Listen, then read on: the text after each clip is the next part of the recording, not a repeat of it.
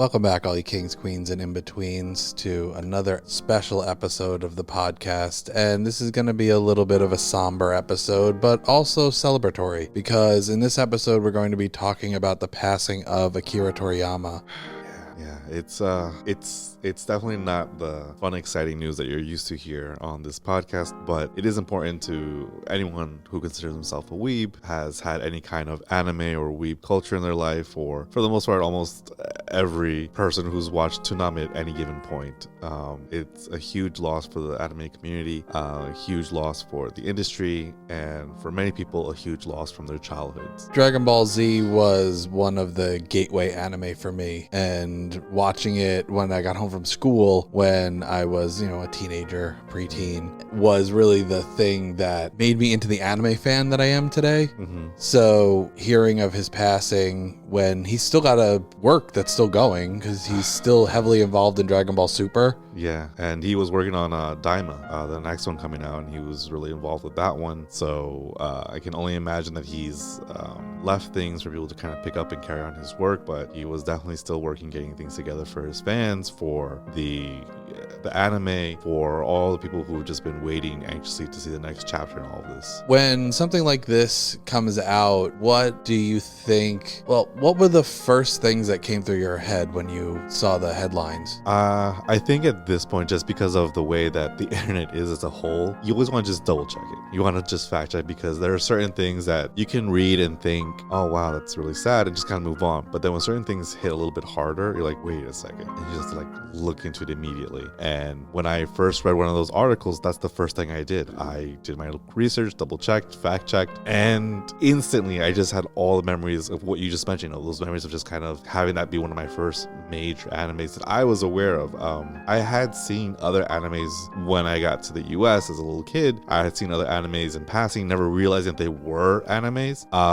But this was the first one that was very strongly an anime, very kind of that, what most people, when they imagine what is an anime, this is what comes into their minds. That power up, the villains, the kind of over the top things and everything. The shonen of it all. Exactly, yeah, the shonen of it all. Just having that kind of fighting power level anime that took 900 years between power ups, and having it be such a big part of your childhood if you're growing up, going into different aspects and different medias, and still always kind of carrying that thing with you. So it was a very big, intense, nostalgic flashback, just kind of all hitting at once. I mean, really thinking about it, none of the mainline anime that we watch today would probably exist if it wasn't for Toriyama, because he was so influential in the definition of shonen anime. You wouldn't have the Bleach, you wouldn't have Naruto, you wouldn't have One Piece. These are all things that exist in no small part because of Toriyama's influence. And I know Kishimoto and Oda were close friends with Toriyama, and they both released statements. And it's got to be something that's really difficult to process for them, because that level of mangaka is a small group. Yeah. And they probably all know each other really well. They probably all talk to each course. other all the time, and it probably hits really hard, especially when he wasn't old. No. He's a young guy. He was 68. Yeah, and I'm sure when you're younger, 68 seems like, oh man, but as you get older, you realize that's not old at all. That's not even close to old. That in the US, you would just be getting Social Security at that point. So he definitely had a lot of life left to live, and I think it hits hard because, like you mentioned, it's for a lot of people. I would say a huge percentage of people who are into anime now, Dragon Ball Z, even GT, and everything else was their gateway one. Was the one that got them hyped and excited and let me look into this. What's this? Between the toys and the manga and the anime, video games, everything. There's songs. You can go to any convention and start singing the Head Chala song, and everyone starts to sing with you. Whether or not they know the words itself, they'll start singing because it's just so iconic. And for many people, that is the one that kind of got them into anime and got them to see. And for us as fans, it does hit a certain way. But like you mentioned, for the other creators, this was not just someone else. This was a colleague. This was a friend. And and to be like one of those higher echelons of weight of kind of a creator in the anime industry, it's a huge loss. If you really think about it, Dragon Ball Z was really the first anime that kind of broke into the mainstream. Yeah. Like the references of going Super Saiyan and Kamehameha and all those things. Those are things that actually got out of the anime community and broke into the mainstream, where they were getting parodied on shows, or they were being referenced here and there. And it's in rap songs and everything. People knew about it. And I think that is a credit to him and the work that he was able to create through his creative endeavors, that they were actually able to get outside of the anime bubble back when the anime bubble was the anime bubble. Yeah, there even now, there are a lot of animes that people can see, and they're very specific to anime. If you're an anime fan, then you know of it. If you're not, then it doesn't mean anything to you. I can talk to certain people, and then I can explain to them, hey, do you know about how to pick up girls in a dungeon? And like, I don't know what you're talking about. Like, okay, that's fine. But like, hey, do you know Dragon Ball Z? Oh, that's the guy who like yells a lot? Okay, so that they'll have an idea. It's like you said, it's permeated the, I think the word is the cultural zeitgeist. It just become part of our culture, beyond just anime, beyond just Japanese culture. It's a part of cartoons. It's as equivalent in a lot of ways as Superman is in part of our society as almost anything else, because it was such a huge part in so many ways. And who hasn't heard of the debate between Goku and Superman? I mean, that's been raging for as long as there has been a debate community. I go back and forth on that one every day, and I know the Death Battle guys have done it. I never agree with what they decide, so I mean, Goku for me was that kind of like Superman, the kind of super good guy who was so good it was naive, and you want to kind of take him down a peg, but he's just so nice about it that you're like, okay, fine, and you kind of go along with it. But if you think about it, in a lot of ways, that's kind of the purpose, to kind of serve as a inspiration to people and think, okay, what would what would Superman do? What things can I do to be a good guy selflessly like them? And those are the teachings you hope are part of young generations. But it's yeah, and there's a lot of conversation going around in the Dragon Ball Z or Dragon Ball Super community now, talking about how the manga for Super just seems like it's getting back to the fun of Dragon Ball, of the Dragon Ball universe. The latest chapter had the whole thing where Goku is now sparring with Gohan and their latest transformations, and it brought back that thrill that people would get back in Dragon Ball Z, when there's been a lot of stuff that's bogged down Dragon Ball Super. But back in the days when it was just like, we went to a martial arts tournament and we just had fun. I still remember, like, one of my favorite memories from Dragon Ball Z is during the Majin Buu arc, and they go to the tournament and they can't use their full strength, so they keep going up to the little punch machine, they do very softly. They're like tapping it and like breaking it when they touch it with their finger.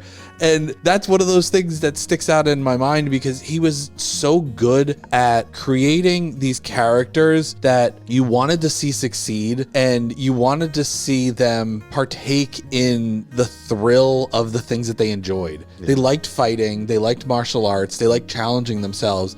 And there was always that mentality of, keep pushing past the challenge that's in front of you. There'll be another one after it, but tackle each one at a time, and you're going to get stronger. You're going to persevere, and you can have a good time while doing it. It doesn't always have to be hardship. It doesn't have to be so intense. Yeah. I mean, it'll be intense, but you do it with a smile on your face. Exactly, when Gohan's about to fight Cell, throw him that sensu bean. Oh, man. Let him start fresh. I think when you mentioned like just them punching and everything, I specifically remember Vegeta. It's on Vegeta, you have to hold back, and he's like, I'm not gonna hold back, and he just destroys it anyway. He's like, why? It sends it flying. And that just makes me think of like even like character design, and I'm sure these were tropes and things that existed prior to Akira Toriyama, but what I always associate that trope of one strong guy and one rival who's very angry at him, is always gonna try and push himself forward, but they kind of become friends, but he's always gonna still try and push him. That's always the Goku and Vegeta. Anytime I see anything, I think, okay, who's the Goku, who's the Vegeta? Are you trying to give Toriyama credit for the Lancer archetype? Yes. Yeah, I mean, Vegeta is one of the prime examples for that. When you throw out examples for that, you think of Raphael of the Ninja Turtles, you think of Vegeta, you think of I have difficulty just like the Digimon cast. You had the older brother or whatever. Exactly. There's that archetype in a lot of them, but Vegeta is one of the pinnacle examples that you could ever come up with for that me. archetype. It always comes back to these things. Just like in most animes, you're gonna have the two friends. Usually, one is like one hair color, then there's another hair color, and that kind of stuff. And you have the general tropes of things. The Vegeta Goku pairing, in terms of the rivals like that, is one that for me always resonates specifically because that's where I think I saw it the most in Vegeta and Goku. So even when I first saw Digimon and the very first season and everything else, the blonde kid, I forget his name, and the kid with the goggles. Was it Matt? Let's say Matt. Yeah. So the kid with the goggles. Okay, so let's look at this. It's one guy who's, has a strong Digimon. His Digimon is the main guy, but he's smiling. He's happy. He's like, yeah, let's have fun. He's a little naive and dumb, but fine. Then you have the serious one who's like, this is very important. We have to get stronger. We have to train underneath the waterfall. Okay, so you're the Vegeta. Got it. You're the Vegeta, yeah. And that's okay because those tropes are fun. Those tropes are exciting. And no matter how many times you see them, it's always nice to kind of see them again. And it's even more amazing to see how much it's beloved by the community. And you see some people creating things. I mean, not just us creating this podcast, but a few months back, I saw somebody had done a video in honor of Dragon Ball, but like their own take on it, taking the mythos a bit and twisting it a bit. And it was insane. I was like, I would love to watch this, but even that in itself wouldn't exist if it wasn't for Dragon Ball Z to begin with. I watch a lot of people on YouTube that do what if stories in the Dragon Ball Z universe, and I can't remember his name off the top of my head right now, but he does these multi-part things like, what if Broly was sent to Earth instead of Goku, or what if Planet Vegeta survived, or what if like there's a whole bunch of, and it's really cool to see this universe that was created and all of this mythos become a playground for other people to be creative in. And honestly, like talking about the Lancer archetype, Vegeta is one of the best examples of the bad guy turned to a good guy, where it felt like it was earned. Yes. And it never stopped, really. It's still going. Like in Super, he deals with the fact that his guilt over the fact that the Saiyans had killed all of these planets and wiped out all of these people was still holding him back from a certain level of power because he had conflict and felt guilt. And that's a kind of a new concept for Vegeta, and exploring that, where because he always came off as arrogant and all these things, and now he needs to reconcile with the fact that above all else, he's the Prince of Saiyans, and the Saiyan pride, and understanding the context of everything and owning it. And that's still going however many years later. Like, I mean, to think that they're still able to give characters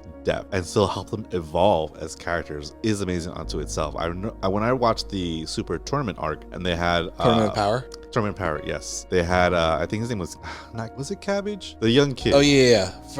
Cabot. I think it was Cabot, yes. Yeah, from the other universe. Universe 6. The Universe 6 Saiyans. The way he looked up at Vegeta, and he saw like, wait a second, so you guys were like a ruling class? And then that'll kind of hit, like you said, like, wow, we were the ruling class. We were, like, I need to have pride, is not to have like arrogance pride, but pride of the fact that we have gone through so much and we continue to fight, we continue to push forward, and wanting to kind of be also a better person for this person who's not even his kid, but just wanted, like, this kid looks up to me. I need to kind of set a better example as far as being what it means to be a Saiyan. I might need to model a little bit more of that towards Trunks, considering. Well, Trunks is the future. He's doing his own thing, but. I mean, listen, in terms of fatherhood, you probably don't have the best examples coming out of Dragon Ball Z. Which is funny. I saw a meme somebody put, and I guess they were being serious, and I don't want to joke on if it's being serious, but they said, I was trying to understand their meme. They said, thanks to Akira Toriyama, many of us had fathers when we did it, and thank you for being our father. I'm like, well, he was a great creator. I don't know if I would call him our father, but I mean, it was a source of comfort between his anime and what it's kind of brought into us and everything else. But you're right, a lot of the fathers in Dragon Ball, not the best. Piccolo was pretty good. Yeah, Piccolo was a good dad to his surrogate son that he just like kidnapped and trained. But hey, it's what you gotta do. I mean, I can't even picture Goku of doing the biological act of fathering a child. So one of my favorite things from Team 4 Star was when they tried to explain that to Goku, and it's just just not getting it. Oh man, I don't know. But that series primarily. I mean, I was not someone who really experienced like Chrono Trigger or Dragon Quest and I have a passing understanding of Dr. Schlump. Okay. But the DBZ memories are enough for me to have been formative to me, where just thinking about, doing the Kamehameha, I can't even know how many times I've done the Kamehameha in my life, even as like an adult. It's funny, in our in me and my wife's wedding video, there's a part where she does Kamehameha against me and like my groom's party, and we got that in there just because, again, it's part of us. It was part of our culture. It's part of what we shared in. She wasn't a huge Dragon Ball fan when we started speaking, but I was like, you gotta give it a shot. You gotta try it out. So we watched the whole Super all together, and she watched me play some of the games, and we talked about more things, and she had an understanding. She knew of it. She wasn't like just unknown to it, but it wasn't ever her thing. But then to be able to kind of share that with her and explain to her, oh my god, yeah, so hyped the first time Goku went Super Saiyan, so hyped when he went Super Saiyan 3. Look, this guy is Majin Buu, and then becomes Majin Zaiyan, and then sharing, obviously, again, because I'm the toy person, my decent collection of Dragon Ball Z, Dragon Ball, and Dragon Ball. Yep, there he goes, pointing to the Gohan figure we have right now that is Jeremy's. All my SH figure art stuff that I have, and just hoping that they're gonna come out with some more and tell her, look, just like 2 more figures that I'm done. I just got 2 more figures, and whether or not they'll release those 2 specifically, I don't know, but I'm always hopeful. But it would be nice if we get like a tribute figure or something, like if they can combine some of his work. That would be kind of cool. I mean, the licenses are all over the place, I'm sure. So I don't know if there is, and it would be nice if they did, just kind of like what they did with Stan Lee as well when they made Stan Lee into a Marvel Legends figure, which I do own. That's cool. But there is, I was a little Toriyama bot that he has around. That's basically like the god of that universe. That's like the symbol that appears whenever they're referring to him. Exactly. If they could make that into a figure, that would be so beautiful. Nice touch, just having anyone's collection, because it's always been in the background. It's in the background of anime, in the background of mangas, and that represents Toriyama. So to have him there, just like a little figure somewhere, would be perfect. They had it on the official announcement of his passing. They had that down actually, in the corner. Right. Yes. And I don't know, these kind of moments where somebody who had such a huge influence on your life, but might not have been somebody you referenced on a daily basis or something like that, it gets you thinking about the things that are important to you when it comes to pop culture that really helped form you. It was like when I found out that Chester Bennington died. Oh man, that hit me. Oh god, I'm getting eyes watering now. Like, Linkin Park was a huge part of my life growing up. I used to listen to them on loop while I was riding I was out of district, so I had like an hour bus ride in the morning. Wow. And I listened to Hybrid Theory over and over and over again. And I would like fall asleep on the bus on my way to school listening to Hybrid Theory. And when I found out about his passing, it hit so hard. Like, it almost was like losing a family member. Or when I found out about Robin Williams, it hurt so much. Yeah. Like, growing up with, Mrs. Doubtfire and Jumanji and Aladdin and all of the things that I remembered him from, and understanding that I'm never going to get anything from that person again, I'm never going to be able to consume media from that person again, is hard. It's hard to adjust to those kind of things. Yeah, and I know I've told you this in the past, it sounds silly and very consumer centered, but it's not. But this is why I always do tell people, if there is an opportunity to meet someone that you look up to, if there's a certain figure or toy or something, get it when you can, because God forbid that person does pass, you're never going to be able to see them. And most likely, because this is the way of the world, the scalpers will start to get it and say, oh, now it's going to be this much. And it's so annoying. Like, I kick myself for all the times that I knew that Kevin Conroy was at New York Comic Con, and I was like, oh, I'll go next year, I'll get him next year. And I should have, and I never did, and now I never will. And same thing with Arlene Sorkin. She never appeared, but there was like something you could do, like, to get her autograph sent to you. I was like, oh, I would just love to have it just once. I was like, oh, I'll look for some other time. And again, I never did, and that's it. So it's one of those things where, it's less about having a capitalistic or consumer driven mind, and more so the fact that regret, I think, costs so much more than anything else. And to at least say, you know, fine, you got those things. Like I think about right now, there was I'm sure it still is available, and I'm now debating getting it, but there was a Gohan figure that was released by SH Figure Arts a while back. I want to say less than a year ago. And it's Gohan when he's fighting Cell. So he has like the tattered costume and everything else, but they included a translucent Goku with the figure. So he's like behind the spiritual father. Exactly. Does the Kamehameha. And I saw that and I was like, that would be so cool. But I don't need that. And now I'm thinking about it because, again, to have like a little spiritual Goku just in itself would be so meaningful that I'm going to try and look for it, but I don't know how I'm able to get it for a decent price. And oh, yeah. I'm sure it shot up. Yeah. Anybody who had it at this point. Unfortunately, that's the way of the world. So for everybody out there, you know, when you do see something you like and you have hopefully the means to do so, just go for it, because you never know when one day you could always sell it later. But you never know if you're going to not be able to get it later on, and then that's kind of it. But always within your means. Don't like choose stuff over food and rent. Yeah. But yeah, I mean, being able to meet your kind of idols and the people that you look up to that have produced the certain types of media that you find as formative parts of your existence. Like, I've always tried to meet the people that I could when I go to cons and things like that. It's kind of hard to meet a lot of the bigger people. It's like, it's ridiculously expensive, that's the line, you're online for hours, and it's ridiculous. But I have had the pleasure of meeting a lot of really cool people that have made a lot of media that were important to me. And I was happy I got to be there and help facilitate Lakota meeting Nolan North, who was a huge like influence on his early like gaming life because of all the games he was playing, especially like being the voice of Rick Toffin on Call of Duty Zombies. And he got to meet him when he was like, it was like his third or fourth con before it became such a major production. He literally just bumped into him and like had a whole conversation. He told like a nice personal story about him and his mom, and he still reflects on that. He's like, I got a personal story about Nolan North's mom. And I got to have a conversation about laser eye surgery with Austin Tyndall. And I got to see a panel with Steve Blum. Like that's another person that if I found out that he passed, it would really hit hard, Steve Blum. But it was really cool to see that panel and get to hear him, you know, speak his piece on voice acting. Yeah. So I try to take those moments when I can, but you don't always get the opportunity. And like you're saying, live within your means. Absolutely. But we just wanted to have, you know, a little conversation about our memories with Toriyama's work, Dragon Ball, and... What is one of your favorite Dragon Ball / Dragon Ball Z / even GT or any other media Dragon Ball related? Like memory regarding to it? Memory. Just a hype moment, memory, happy memory. I mean, Super Saiyan 2 Gohan. A lot of people say that. Yeah, it was an amazing moment. Okay. And watching it when it was like coming out in America, I mean, it had already released in Japan, but like at the time, you weren't able to find stuff from Japan. So I'm just watching it like at 4 o'clock in the afternoon. The big thing about Dragon Ball Z is I used to watch it with my grandmother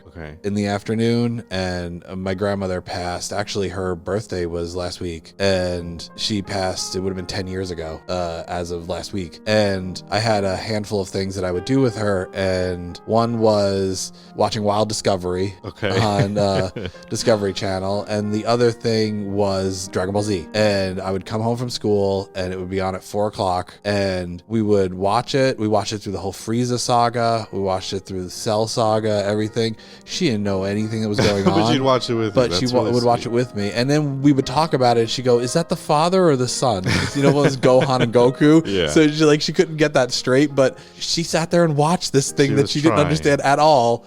And so thinking about Dragon Ball Z brings me back memories of watching it with my grandmother. That's probably the biggest thing that's attached to it. And, you know, that was the Frieza saga and the Cell saga were the big hype moments, because those are the ones that I have actual memories watching it with her.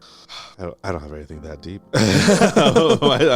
My thoughts would be much more superficial. I mean, my family, I've always been a little bit of the more kind of odd person out from my family. My sister, my parents, they're not into any stuff I'm into and never were. So I can just share it with like friends, people I know. I guess just one of the memories that I always remember thinking like, oh my God, this is the thing forever. I always liked Dragon Ball and Dragon Ball Z and GT. It wasn't until I was in college that somebody asked me, did I ever watch Fusion Reborn? And again, up to that point, my only exposure had been what's on, the TV or on Toonami or anything else. That was Janemba, right? That was Janemba. And I was like, no, what's that? He's like, I got it. And he had some Divx thing that had burned because, again, it was the early 2000s. Nobody had real stores. It was on Kazaa. Exactly. So we watched it and oh my god, badass demon villain. You have the fusion for Gogeta.